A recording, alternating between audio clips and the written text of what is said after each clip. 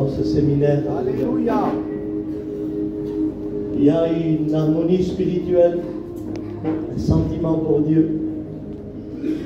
Et lorsqu'on est bien dans la présence de Dieu, nos pensées changent, nos objectifs. Et je pense qu'on a tous fait la prière dans notre vie, c'est cette expérience-là. Lorsque tout va mal, qu'on puisse prier. Et on a vu que la petite prière, qu'elle dure 5 minutes, ou 30 minutes, ou 40 minutes, elle change les circonstances de la vie. Et aujourd'hui, eh bien, ce séminaire pour nous, il a été un moyen de briser nos caractères, de briser nos sentiments, de perdre nos illusions sur nous-mêmes et vivre véritablement la vie de Dieu, conduit par le Saint-Esprit. Je crois que plus que jamais ce matin, alléluia, et comme les journées à venir, les réunions à venir, nous avons besoin de prendre des décisions. À tes résolutions dépendra le succès. J'aimerais faire une toute petite parenthèse, et je rentre dans le message, de la preuve que personne ne pourra vous forcer à prendre la décision que vous devez prendre. Lorsque vous lisez dans le livre de Job, au chapitre 9 et au verset 27, quand il a enterré 10 enfants, 7 garçons et 3 filles qu'il n'a pas pu marier, qu'il a perdu pour 1 600 000 euros de bétail, estimation d'aujourd'hui, qui s'est rendu malade. Il va dire un mot, il a dit, si je dis, je vais parler, qu'est-ce que tu vas dire, Job? Avec tout ce que tu as passé, il va dire, si je dis, je veux oublier mes souffrances, je veux laisser ma tristesse, et je veux reprendre courage. Alléluia. Amen. La décision venait de lui. Et il a voulu sortir de cette plaie douloureuse, alléluia, afin que Dieu l'aide. Et que Dieu nous aide aujourd'hui à prendre véritablement des décisions dans nos vies. On va lire un verset dans la parole de Dieu. Et on va prier le Seigneur, alléluia, avec Steve. On va lire un psaume, alléluia, c'est dans le psaume 73, au verset 16, on le lit ensemble. C'est un psaume d'Asaph, écoutez ce qu'il dit. Il dit, quand je réfléchis là-dessus pour m'éclairer, c'est-à-dire sur ma situation, la difficulté fut grande à mes yeux, jusqu'à ce que je sois rentré dans le sanctuaire du Dieu fort. Amen. On prie le Seigneur ensemble. Alléluia. Nous voulons te dire merci ce matin. Merci de nous permettre d'être ici dans ta présence. Merci parce que c'est là qu'il y a la réponse. C'est ici qu'il y a la solution. C'est ici qu'il y a la force dont nous avons besoin pour continuer le bon combat, celui de la foi. Tu bénis ton messager maintenant. Tu l'animes puissamment du Saint-Esprit et que ta parole dans sa bouche devienne du feu qui va bénir nos cœurs ce matin. Et nous croyons qu'il en sera ainsi parce que telle est ta volonté. C'est toi qui nous as rassemblés. C'est toi qui désires nous enrichir et nous bénir puissamment. Alors nous voulons te laisser toute la place maintenant. Dans le nom de Jésus et par la puissance du Saint-Esprit, tu prends toutes choses entre tes mains et tu bénis ton peuple pour ta gloire, Père, au nom du Christ, ton Fils. Amen, Seigneur, merci. Amen. Est-ce qu'on peut dire Amen? Amen. Alléluia. Amen. Asaph, c'est un lévite, il fait partie de la chorale de David, et il connaît son conducteur de louange et d'adoration. Il était là au service de Dieu, il louait Dieu, il adorait Dieu, il avait un service pour Dieu. Et le Lévite n'avait pas le temps de réfléchir sur sa situation, puisqu'il avait un objectif dans sa vie, c'était servir Dieu, louer Dieu et adorer Dieu. Et on l'a vu aujourd'hui que dans certains foyers, dans certains ministères et dans certaines familles, ils n'ont pas le temps de réfléchir aux choses de la vie, puisque dans leur cœur il y a un chemin tout tracé, c'est servir Dieu. Peu importe les circonstances, ils sont enracinés en Dieu. Bien sûr qu'il faut réfléchir. On réfléchit quelle couleur de chemise qu'on va mettre. On réfléchit quoi manger demain, où aller après-demain, mais je ne parle pas de ça. Et non plus Asaph. Mais la Bible dit qu'un moment dans sa vie, comme peut-être pour nous aujourd'hui, la situation va changer pour lui. Il va voir les méchants prospérer. Il va voir la justice venir à plein fouet sur sa vie. Et lui, il est là et il passe des épreuves dans la vie et il dit à Dieu, mais je ne comprends plus rien, Seigneur. Quand je réfléchis sur ma situation, la difficulté fut grande à mes yeux. Et voilà le piège de l'Église, voilà le piège du chrétien, voilà le piège du serviteur de Dieu. C'est que nous, quand il y a une épreuve dans notre vie, on ne peut pas être les personnes qui réfléchissent. Parce que celui qui vide ses pensées, il est mort. C'est tes pensées qui te disent ne prêche plus, ne chante plus, ne témoigne plus. C'est tes pensées qui te disent divorce. C'est tes pensées qui te disent tu n'y arriveras pas, Dieu n'est pas avec toi, Dieu n'écoute pas. C'est lorsqu'on réfléchit, l'ennemi joue beaucoup avec ces pensées-là. Mais lorsqu'on est dans la prière, lorsqu'on fait confiance à Dieu, les pensées ne peuvent pas agir. Puisque c'est la parole de Dieu qui se met en route. C'est pour ça qu'il va dire, lorsque je réfléchis, la difficulté fut grande à mes yeux. Et ce qui m'a étonné, c'est qu'il ne parle pas de difficulté physique. Et j'aimerais vous prouver par la Bible ce matin qu'il ne faut pas le physique pour décourager une personne, mais simplement avec le regard. Il dit, la difficulté fut grande à mes yeux. Il ne parle pas de déplacer quelque chose ou de pousser quelque chose, mais il parle dans ses yeux. Et puis je pense à la femme qui est chrétienne chez elle, qu'elle a jeûné depuis le matin jusqu'au soir pour que son mari change. Et d'un coup, vers 7 h le soir, elle entend la porte s'ouvrir et elle voit son mari morceau. Mets-moi à manger, tais-toi. Et puis elle était dans le jeûne toute la journée parce que ses yeux ont vu que ce mari n'a pas changé. Elle n'avait plus envie de jeûner le lendemain. Parce que la difficulté fut grande à ses yeux. Prenez le pasteur qui prie pour ses enfants et qu'il n'y a pas de changement. Et lorsqu'il voit que son fils ne vient pas à la réunion, que ses enfants ne sont pas pour Dieu, que ses enfants ne viennent pas à l'évangile, il voit que l'église, que tout va bien, et quand il vient chez lui, la difficulté vient dans son cœur. Il est comme paralysé en disant, mais j'ai pas de force, mes enfants ne changent pas. Pourquoi? Parce que tu vois les autres changer dans le regard, et chez toi ça ne change pas. Alors tu commences à réfléchir et tu te dis, mais pourquoi alors? Pourquoi et pourquoi? Et la difficulté fut grande à tes yeux. Et lorsque la difficulté fut grande à nos yeux, eh bien, je ne sais pas vous, mais on n'aime pas les choses difficiles. Nous, on n'aime pas les embouteillages.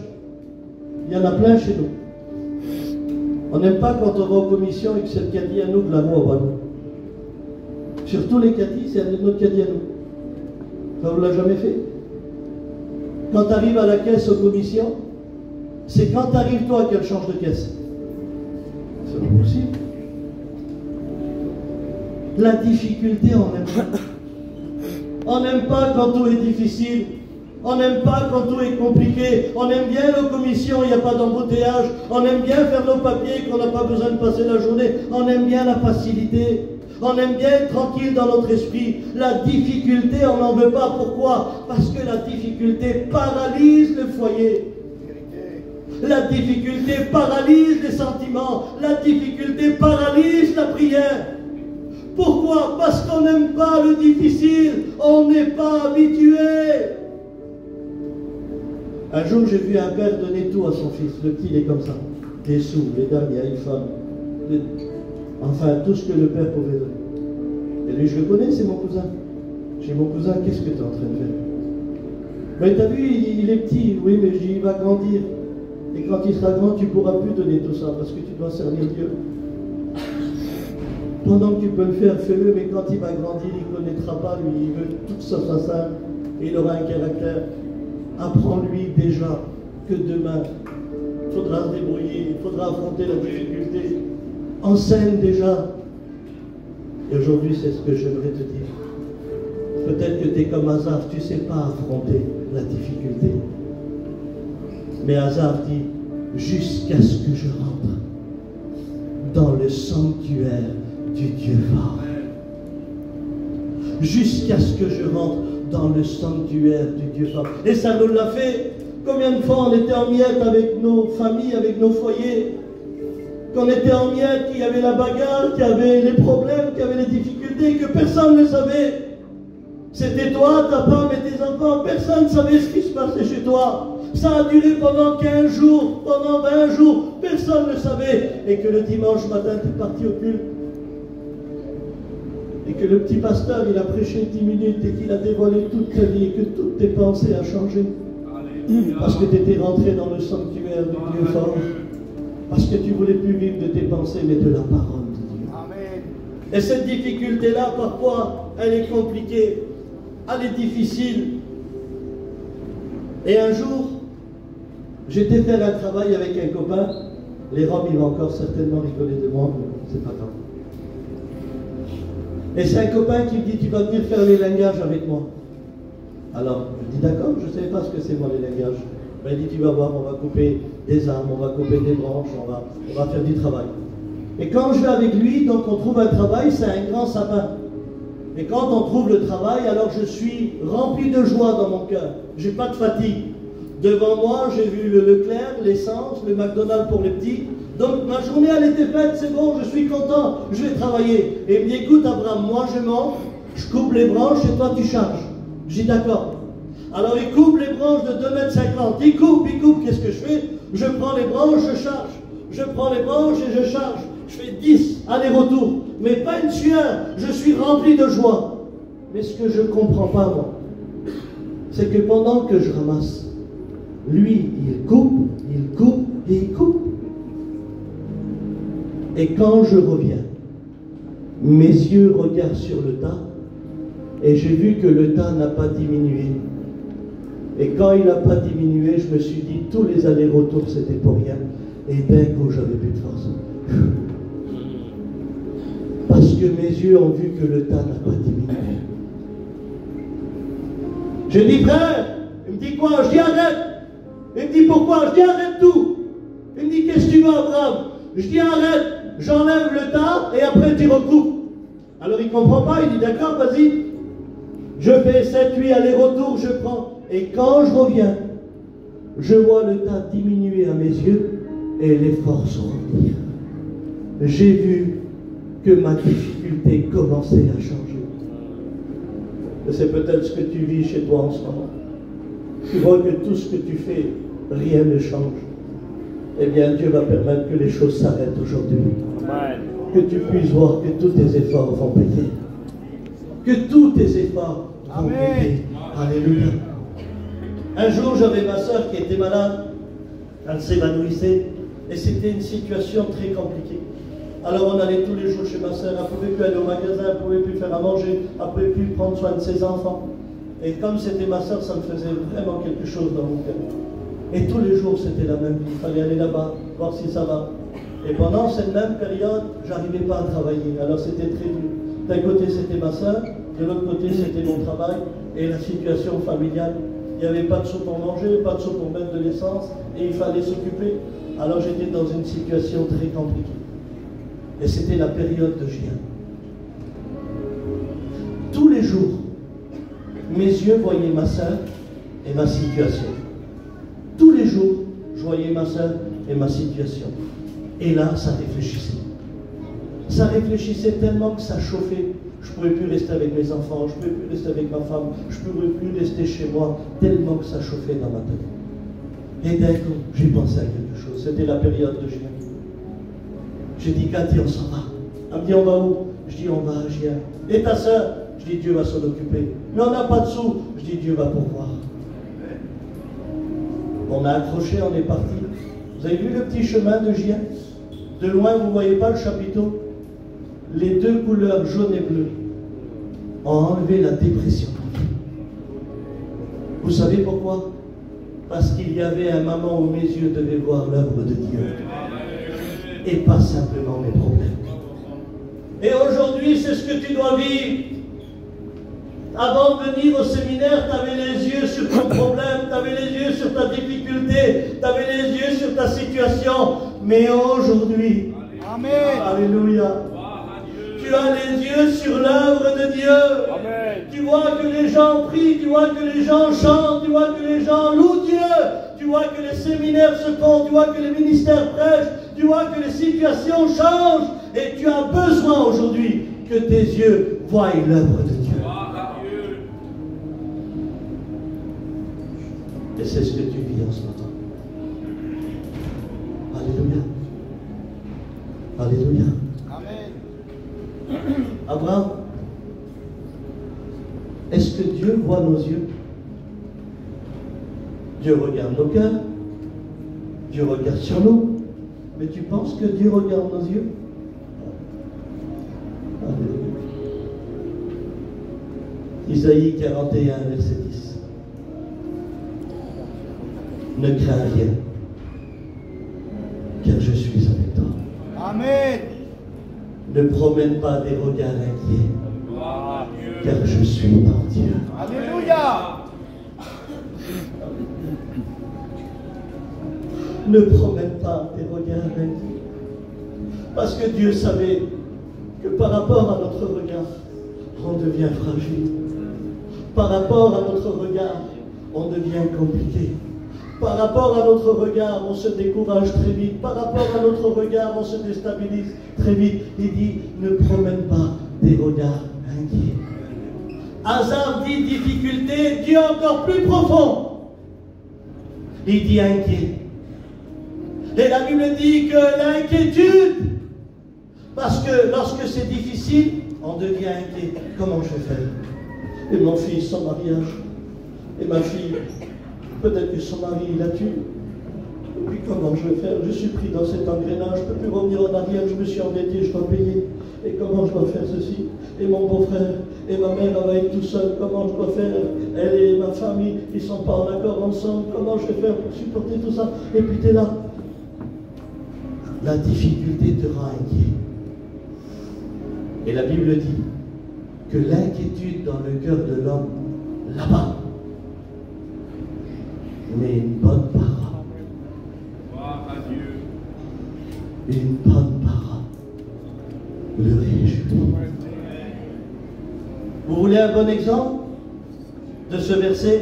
Vous vous rappelez Marthe et Marie?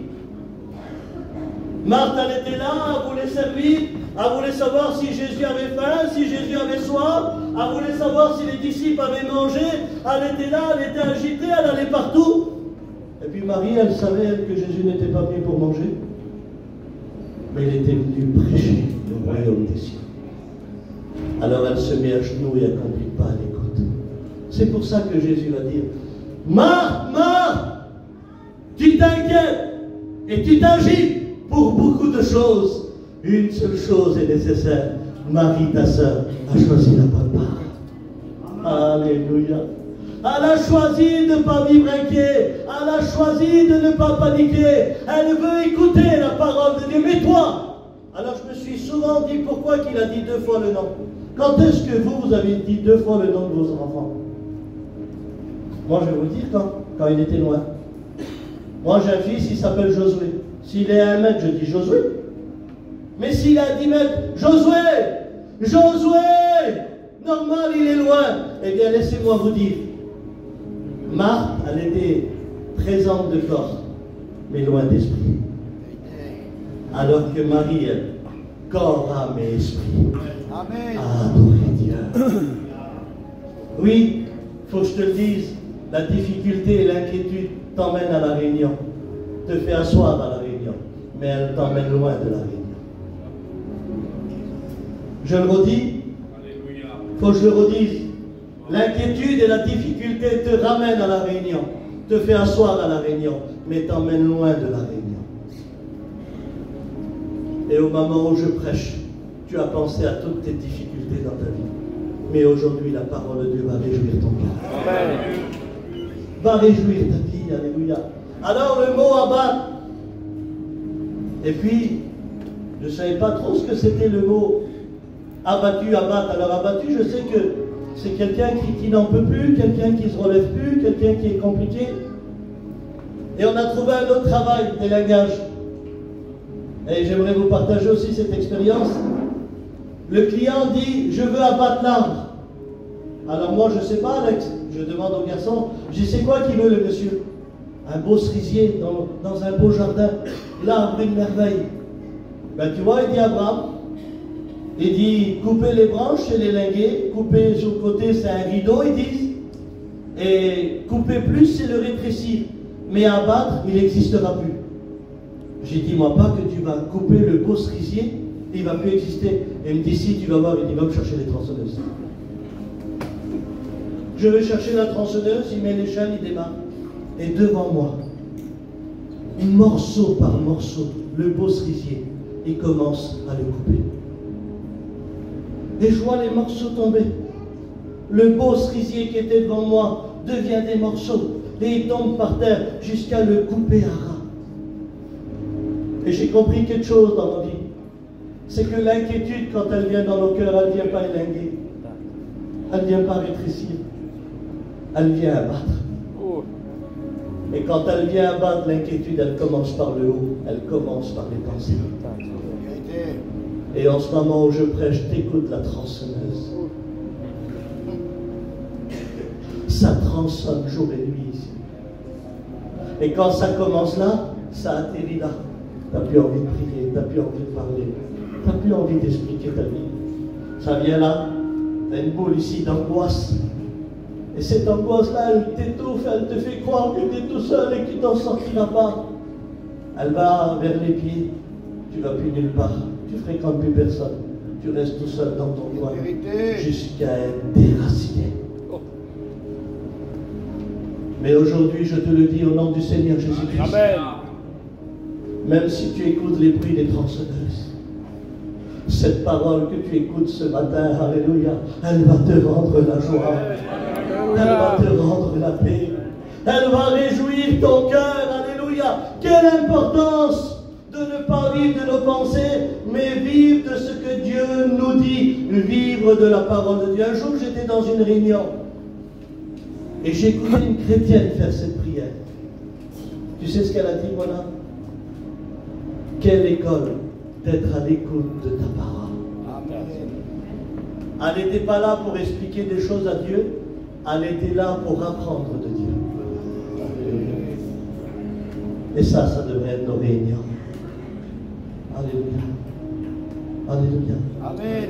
Parle, Seigneur, car ton serviteur écoute. Mais aujourd'hui, c'est écoute, Seigneur, parce que ta servante te parle pour ton serviteur. Nous devons écouter Dieu, parce que si on l'écoute, certainement que les situations peuvent changer dans notre vie. Est-ce que vous le croyez? Par rapport au regard, vous vous rappelez de Adam et Ève dans le jardin d'Éden? Ils sont là, ils sont tranquilles, ils ont la paix, c'est un foyer béni. Ils ont des arbres de fruits, ils dominent sur les bêtes. C'est un foyer qui ne connaît pas l'angoisse, qui ne connaît pas la difficulté. Il ne sait pas ce que c'est les disputes, il ne sait pas ce que c'est les jalousies, il ne sait pas ce que c'est les soupçons, il ne sait pas ce que c'est le péché, il ne sait pas ce que c'est le poids de la vie. Ils vivent dans la paix. Et leur ami, c'est Dieu, leur créateur. Adam parle à Dieu comme il parlait à Ève. Il parle tout de suite et Dieu lui parle aussi. Mais un jour, Dieu va parler et va lui dire, Adam, il dit, tu vois, regarde, tu vois ces arbres-là? Il dit, tu pourras en manger. Donc ça veut dire que Dieu donne la direction. Mais il dit, tu vois l'arbre là-bas? Là-bas. Il dit, tu n'en mangeras pas. Car le jour où vous mangerez, certainement vous mourrez. Et je m'aperçois qu'on a un Dieu qui est un Père. Je n'ai pas un Dieu qui me dit le matin, devine où tu vas tomber, Abraham, aujourd'hui. Devine où c'est que l'ennemi t'a mis un piège. Non, j'ai un Dieu Père qui me dit, Abraham, ici, vas-y, et là-bas, n'ira pas.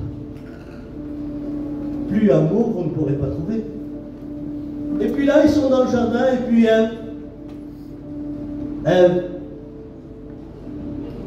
elle n'avait pas trop obéi. Il y en a des personnes comme ça qui ne veulent pas trop obéir. Ils ont Dieu leur créateur, ils ont Dieu leur ami, Dieu leur sauveur, mais ils ne veulent pas trop obéir. elle s'approche de l'arbre. Et quand elle s'approche, devinez sur qui elle tombe. Elle tombe sur le serpent qui est le diable.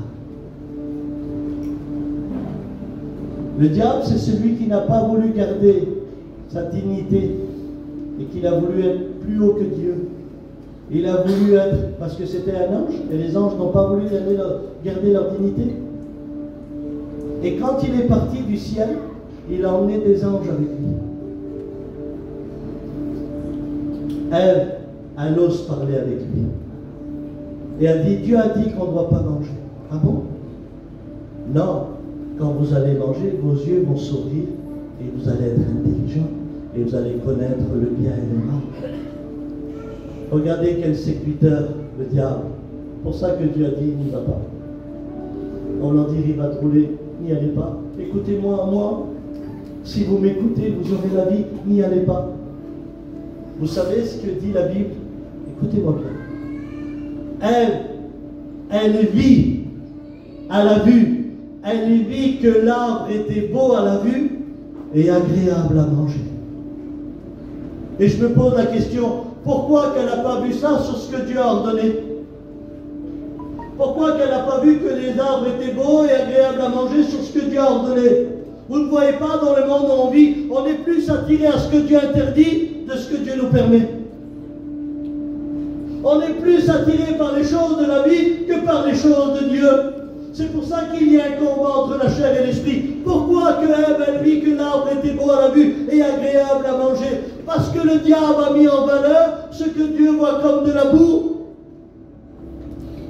Et là, ils ont pris, ils ont désobéi, ils ont péché et ils se sont cachés. Regardez qu'est-ce que le péché apporte. À avoir peur de Dieu. Je ne comprends plus rien. Une demi-heure avant, Dieu était un père. Une demi-heure après, Dieu était un cuistot. C'est ça le péché. Il t'enlève le sentiment de Dieu pour te faire croire que maintenant tu es foutu. Et c'est la preuve du péché qui détruit des milliers de familles, des milliers de personnes. Je pense à ma famille. Pour un terrain, ils ont abandonné la chorale. Je pense à ma famille que pour une montre, pour une gourmette, pour une voiture, ils ne chantent plus pour Dieu. Ils ne témoignent plus pour Dieu. Ils ont rétrogradé pour s'enrichir. Et qu'aujourd'hui, avec tout ce matériel, ils ont les plus grands problèmes familiales qui n'arrivent pas à arranger. Pourquoi? Parce qu'ils ont été attirés, parce que Dieu ne leur a pas permis. Parce que Dieu est capable de te donner une maison. Dieu est capable de te donner une voiture. Amen. Dieu est capable de te donner une montre. Mais reste dans sa volonté. Amen. N'abandonne pas Dieu pour aller autre part. Je vous pose une question dans la simplicité. Je vous pose une question dans la simplicité. Si Adam et Ève auraient resté là où Dieu les envoyait, est-ce qu'ils auraient péché? Dites-moi la vérité. Est-ce que Ève elle aurait péché si elle aurait été vers les arbres où Dieu l'a envoyé? Non. Eh bien, c'est pour ça que la Bible dit dans Hébreux 12:2, ayez les regards fixés sur Jésus. Pourquoi fixer? Parce que là, regarde, voilà, si je te fixe, si tu vois mon père, quand il fixe quelqu'un, on a une demi avec lui. Même les petits ont peur. Je connais le mot fixé, hein. Je connais mon père. Quand il est énervé, tu parles, il est encore comme ça. Devant Dieu, par les nerfs. Donc je sais ce que c'est le mot fixé. Et quand tu fixes, tu ne peux pas avoir à droite. Tu ne peux pas avoir à gauche. Puisque tu fixes. Se dire ce qu'il y a là, et là, ça ne t'intéresse pas. Tu fixes ce qu'il y a en face de toi. Et quand tu as les regards fixés sur Jésus, tu ne t'intéresses pas aux choses du monde. Tu ne t'intéresses pas aux problèmes de la vie. Tu veux fixer Jésus. Alléluia. Et quand tu le fixes, alléluia. Moi, je viens grand-père il n'y a pas longtemps. Elle va avoir 1 an là, le 22. Écoutez, quand je la prends dans mes bras, et je regarde son visage, je ne fais pas ça pour ma petite fille, et je la regarde plus, je la fixe, et je dis à ma femme, pas possible, elle a les yeux de son père, elle a le sourire de sa mère. Plus que je fixe son visage, plus que je le détaille, plus que je fixe Jésus, plus que je le détaille, plus que je dis que son amour est grand, sa fidélité est immense. Alléluia. Ayez les regards fixés Amen. Ayez les regards fixés sur Jésus. C'est simple, non? C'est de le regarder à lui seul. Et puis, dans la simplicité et dans la compréhension de la vie, je pose la question à Guana. Comme ça, vous êtes avec moi. Vous êtes avec moi? Amen. On continue encore juste 5-10 minutes et on arrête juste 5 minutes. Toi, tu vois, Guana. Mes yeux, ils regardent où? Donc, toi, tu vois que mon regard est en haut. Je ne regarde pas en bas, Guana. Tu le vois, toi, d'ici? Là, je vois. Tu vois que je vois en haut. Donc, si je vois en haut, est-ce que je peux t'expliquer ce qu'il y a en bas? Pas du tout. Pas du tout. Donc, regarde, il y a des panneaux blancs avec des cercles. Il y a des lumières. Il y a des lampes. Il y a des appareils d'incendie. Et plus que je regarde le haut, plus que je te détaille le haut. Pourquoi? Parce que mes yeux regardent le haut. Donc, je ne pourrais pas te parler du bas. Si mes yeux regardent en bas, je te parle du bas, mais ils regardent en haut. Et si je regarde en haut, je te parle du haut. Et si je regarde en bas, je te parle du bas. C'est normal. Tu veux savoir où c'est que tes yeux sont fixés dans ta vie? Écoute-toi parler. Ouais. Si elles sont sur Dieu, elles parleront de Dieu. Amen. Par contre, si elles sont en bas, elles parleront du bas. C'est ça. Vous voulez savoir où c'est que nos yeux sont fixés? Gloire à Dieu. Il faut s'écouter parler. Si elles sont sur les choses de la vie, je parlerai des choses de la vie. Vérité. Mais si elles sont sur le ciel, alors je parlerai du ciel. Amen. Il ne faut pas grand-chose pour déstabiliser une vie de Dieu. Parfois, il ne faut même pas pécher. Parfois, il ne faut même pas se disputer. Regardez, il faut que quelques millimètres pour déstabiliser une vie chrétienne. Regardez-moi. Moi qui regarde en haut, 1, 2, 3, pour déstabiliser toute ma vie en Dieu que j'ai bâtie depuis des années. J'ai retiré mes yeux d'en haut pour regarder sur vous. Et maintenant que je vois sur vous, je vais parler de vous. Oh, T'as une chemise blanche, c'est ça. t'as un foulard rose, t'as un polo vert, t'as un polo rouge, t'as une chemise à carreaux. Mais j'ai pas le choix, je vous regarde. Et tant que je regarde sur vous, eh bien, je vous demande pardon. Je vais aller un peu plus loin, elle est belle, elle. Hein? Regarde quelle qu'elle a. Et lui, là, il prend pour qui? Hein? Regarde lui, regarde lui. Il ne dit pas bonjour depuis je ne sais pas combien de temps, regarde lui. Mais j'ai pas le choix, mes yeux sont fixés sur moi. Alors ça me blesse. C'est ça. Ça me blesse parce que mes yeux ont descendu de Dieu. Et je les ai regardés maintenant sur les hommes, sur les personnes. Maintenant je regarde sur ceux qui m'en veulent. Regarde lui. Il a parlé sur ma petite, il est beau, lui, regarde. Oh. Et puis t'as de la haine. T'as de l'amertume. Alors t'as du mal à relever tes yeux. Et quand ça va sur les personnes, eh bien tout doucement, qu'est-ce qu'on fait? On se fatigue. Et quand les yeux descendent, ah, j'avais oublié, après les personnes, il y a la terre. Et de là, je deviens un archéologue. Vous savez ce que c'est un archéologue? Il creuse la terre pour chercher des trésors. Et quand on n'a plus les regards sur Dieu, on devient des archéologues. Venez mes enfants, il y a certainement des Rolex ici. Tu creuses là. Non, t'enlèves ta guitare et tu creuses là. Mais mon père, t'enlèves ta guitare, tu creuses là. Et la femme aussi, c'est une archéologue. Ah oui? Ah ben, si l'homme c'est un archéologue, la femme aussi, hein, elle cherche du chopard. Viens, viens ma belle-fille, c'est là les bacs, tu vois, ça brille ici. On va creuser là. Et puis tu as toutes les familles qui se cachent dans les régions de travail pendant des années. Des familles entières qui se cachent dans des pays qui détruisent leur vie, leur ministère. qui n'ont plus d'approbation sur plus rien du tout, parce qu'ils ont les yeux fixés sur la terre. À un tel point que la colonne vertébrale, elle s'est confirmée comme archéologue. Vous vous rappelez de la femme courbée depuis 18 ans? Jésus lui parlait, mais elle ne pouvait pas le regarder. Pendant 18 ans, elle était courbée, sa colonne vertébrale était devenue un morceau de fer. Mais quand Jésus a parlé, ça a craqué dans le dos.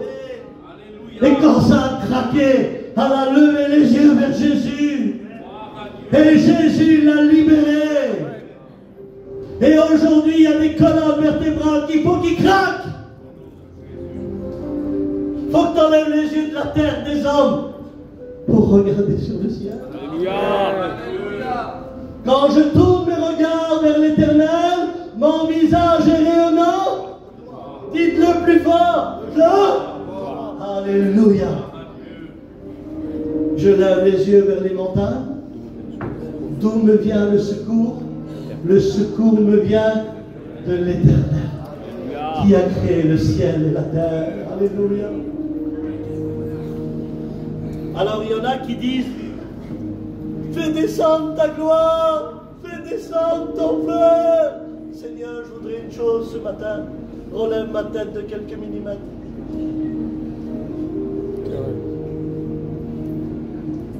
Ça arrangera tout dans ma vie. Amen. J'aimerais vous lire une histoire dans Marc 8, verset 24. D'ailleurs, elle va vous étonner, puisque c'est la première fois dans le récit biblique que Jésus impose les mains 2 fois. On lui amène un aveugle.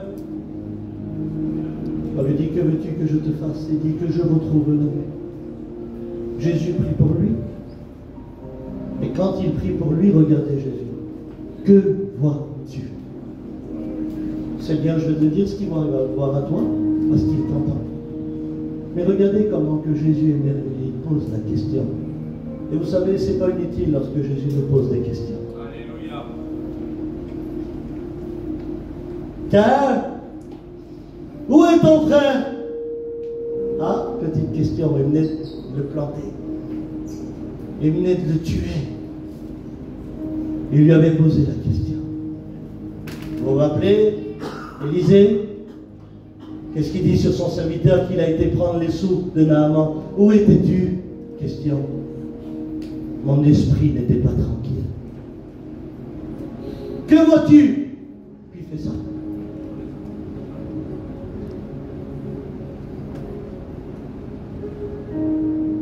Je vois des hommes comme des arbres qui marchent. Qu'est-ce que tu vois? Des hommes comme des arbres. Des hommes comme les arbres. Mais c'est qui a dit: tout mauvais arbre qui ne porte pas de bons fruits sera coupé et jeté au feu? C'est qui a dit: on reconnaît l'arbre à son fruit? C'est qui a dit: il est comme un arbre planté près d'un courant d'eau qui donne son fruit en sa saison, et tout ce qu'il fait vivre ici? C'était pas Dieu?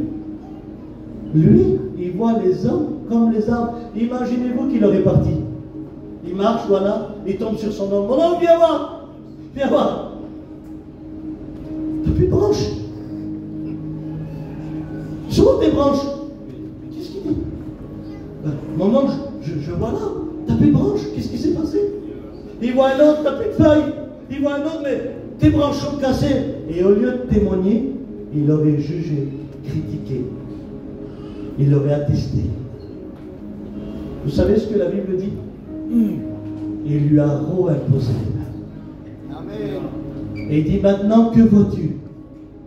Il dit: maintenant, je vois distinctement, correctement. Seigneur, si c'est ça, peut-être que je suis trop parti vite de tes bras quand je suis venu me convertir. J'arrête pas de juger, j'arrête pas de critiquer. Oh, impose-moi les mains. Je veux voir correctement. Je veux voir distinctement.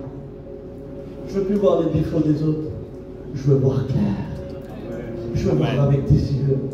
Je veux avoir de la compassion. Je veux avoir quelque chose dans mon cœur. Alléluia. Est-ce que vous dites Amen? Amen. Alléluia. Vous vous rappelez lorsque les disciples étaient dans la barque et que Jésus marche sur l'eau? Pierre, qu'est-ce qu'il dit? Seigneur, si c'est toi, permets que je vienne. Jésus lui dit, viens. Écoutez-moi bien, ce n'est pas une poésie, c'est un fait réel de la parole de Dieu.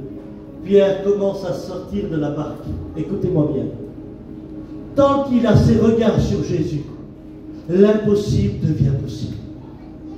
Tant qu'il a dans les regards Jésus, il marche sur l'eau, comme si qu'il était sur la route, parce qu'il a les yeux fixés sur Jésus. Et tant que tu as les yeux fixés sur Jésus, l'impossible devient possible. Tant que tu regardes sur Jésus, tu peux pardonner, tu peux t'humilier, tu peux te réconcilier. Alléluia. Tant que tu regardes sur Jésus, tu peux espérer. Alléluia.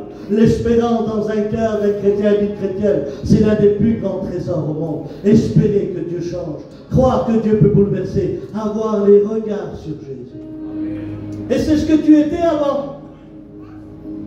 Avant, tu étais un homme et une femme qui avaient les regards que sur la Bible, que sur les cantiques, les prédications. Tu passais des heures à écouter des messages. Tu étais même capable de dire, c'est pas bon ce qu'il a dit. Tu avais de la compréhension, tellement que tu avais les yeux fixés sur les choses de Dieu.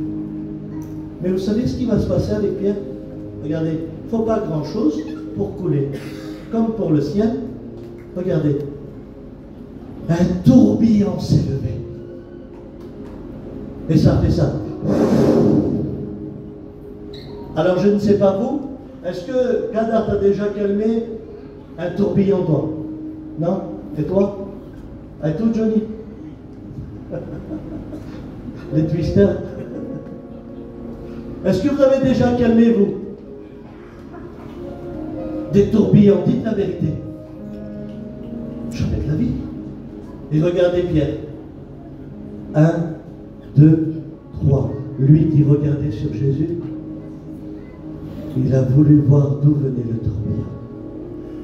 Et quand il a retiré ses regards de Jésus, il a commencé à couler. Alléluia. Pourquoi veux-tu regarder ce que tu ne peux pas calmer? Pourquoi veux-tu regarder ce que tu ne peux pas arrêter? Tu préfères pas laisser à celui qui a le pouvoir de le faire? Alors pourquoi tu te tournes sur tes problèmes?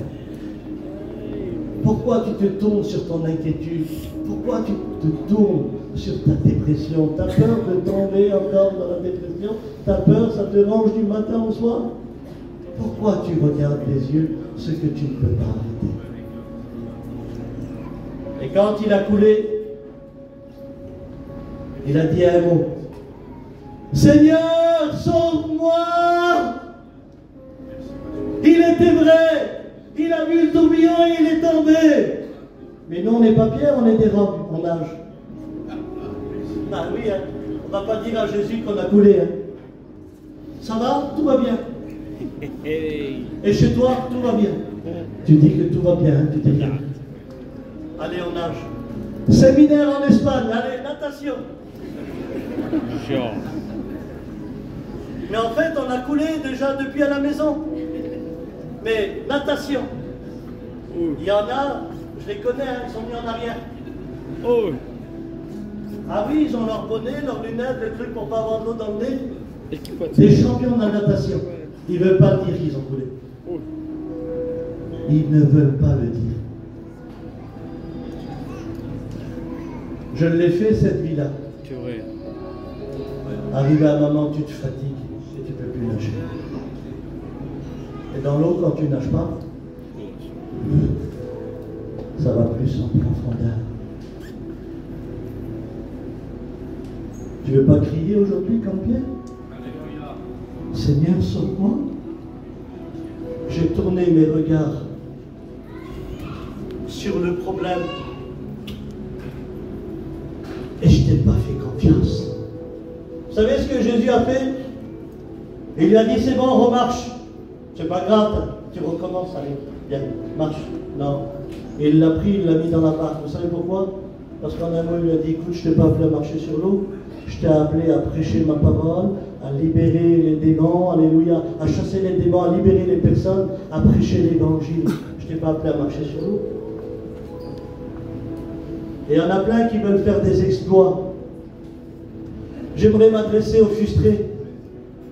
C'est quoi le mot frustré? C'est celui qui s'est attristé dans son cœur et qui ne veut plus rien faire pour Dieu, parce qu'il y a eu des échecs. J'aimerais t'encourager. Est-ce que c'est Jésus qui l'a appelé ou c'est lui qui s'est proposé? Répondez-moi. Est-ce que Jésus l'a appelé à marcher sur l'eau ou Pierre s'est proposé? Dites-le. Pierre s'est proposé. Si c'est toi, permets que je marche sur l'eau. Le Seigneur amour, bien. Mais si c'était Jésus, il ne l'appelait pas. Tout ce que l'homme propose à Dieu, ça tient un moment. Et après, ça tombe. Mais tout ce que Dieu propose à l'homme, ça tient éternellement. Amen. Alors ne reste pas dans l'échec de ta vie. Si tu as proposé des choses et que ça n'a pas marché, laisse Dieu te proposer des choses. Amen. Un jour, j'étais en Suède et c'était la période de novembre. Et la nouvelle année venait. Et les trois pasteurs viennent vers moi à la fin de la réunion. Et les trois disent, cette année, moi j'ai demandé ça à Dieu. L'autre il dit, moi, cette année, j'ai demandé ça à Dieu. Et l'autre il dit, moi, cette année, j'ai demandé ça à Dieu. Trois visions différentes dans la même église. Et dans moi, je dis, Seigneur, tu ne peux pas élever un et en écraser deux. À part si eux, ils sont dans les reins. Mais ils sont trois frères. Un cœur comme ça pour toi. Et là, j'ai une réponse qui vient du ciel. Je dis, mes frères, au lieu de proposer trois plans à Dieu, vous attendez qu'il en favorise un. Vous ne voulez pas que Dieu vous donne un pour tous les trois?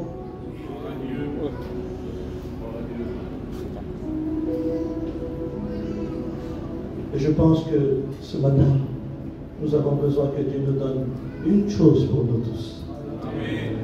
Et pas chacun ses ambitions, chacun sa vision. Alléluia. Est-ce qu'on peut dire Amen? Amen. Et peut-être que tu es ici et que tu as retiré tes regards du ciel pour les mettre sur ceux qui t'ont persécuté, ceux qui t'ont fait mal. Il n'y a pas une journée que tu ne penses pas à celui qui t'a blessé, à celui qui t'a brisé. Il n'y a pas une journée que tu ne penses pas à celui qui t'a humilié, à celui qui a humilié ta fille, qui l'a sali sur les réseaux sociaux, à celui qui a fait mal à ton garçon. Et il n'y a pas une journée que tu ne penses pas à celui qui n'a pas blessé ta famille. Et il n'y a pas une journée que tu ne penses pas. Et lorsque la haine envahit ton cœur, alors elle envahit aussi tes sentiments. Et quand tu n'as plus de sentiments, tu ne veux plus rien faire pour Dieu.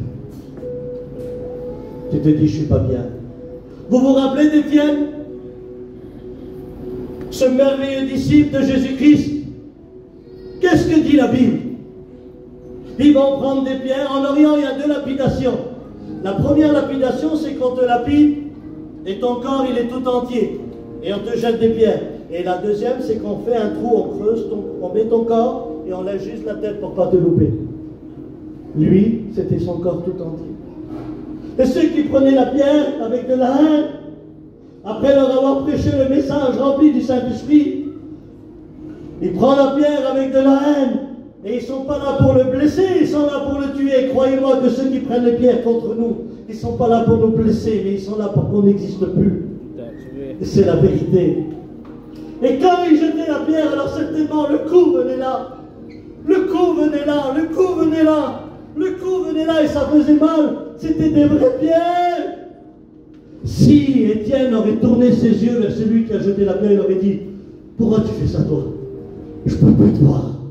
Et toi, pourquoi tu fais ça? Et toi, pourquoi tu fais ça? Mais parce qu'il avait ses regards sur le ciel. Pendant qu'il prenait les pierres au visage, la Bible dit qu'il vit Jésus à la droite du Père se levant de son trône.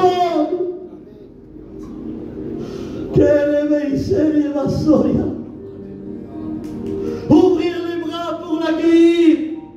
Et parce qu'il a Jésus dans son regard, il dit, Seigneur, ne leur impute pas ce péché. Parce que tant que je te regarde, je les pardonne. Je les pardonne parce que toi, tu m'as pardonné. Alléluia. Amen. Et tant que tu as les regards sur Jésus, tu n'auras plus les regards sur ceux qui t'ont blessé et ceux qui t'ont fait mal.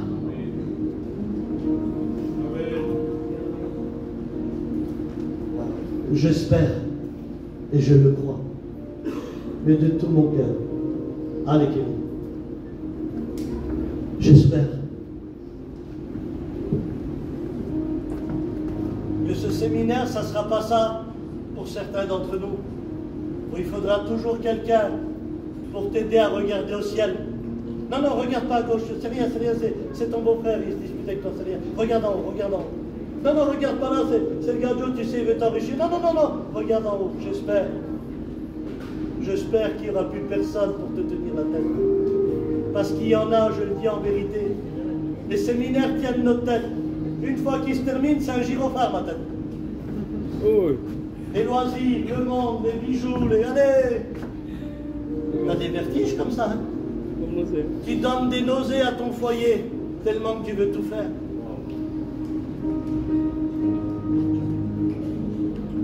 Je voudrais une chose, Seigneur. Ouvre mes yeux et relève ma tête. Et je termine. Luc 4, verset 20. Il parle de Jésus. Ensuite, il roula le livre, le rendit au serviteur. Il s'assit, et tous ceux qui se trouvaient dans la synagogue avaient les yeux fixés sur Jésus. Ça veut dire quoi? Ça veut dire que les gens qui étaient là, ils n'étaient pas là simplement pour un message, mais ils étaient là pour Jésus aussi. Que tu ne sois pas là que pour les messages, mais que tes yeux soient là pour Jésus. Alléluia. Et avoir les regards fixés sur Jésus. Quand tu pars de ce séminaire, que tes yeux regardent Jésus. Quand tu rentres chez toi, que tes yeux regardent Jésus. Quand tu prêches, que tes yeux regardent Jésus dans l'épreuve, dans la maladie, dans la difficulté. Que tes yeux regardent Jésus. Amen. Je fais cet appel certainement pour tout le monde. Et toi qui n'es pas chrétien, laisse Dieu rentrer dans ton cœur. Et tu auras les yeux fixés sur Jésus. Qui voudrait avoir les regards sur Jésus en partant d'ici? Levez les mains. Levez les mains. Alléluia. J'aimerais que tous ceux qui ont levé les mains, on se mette debout ensemble.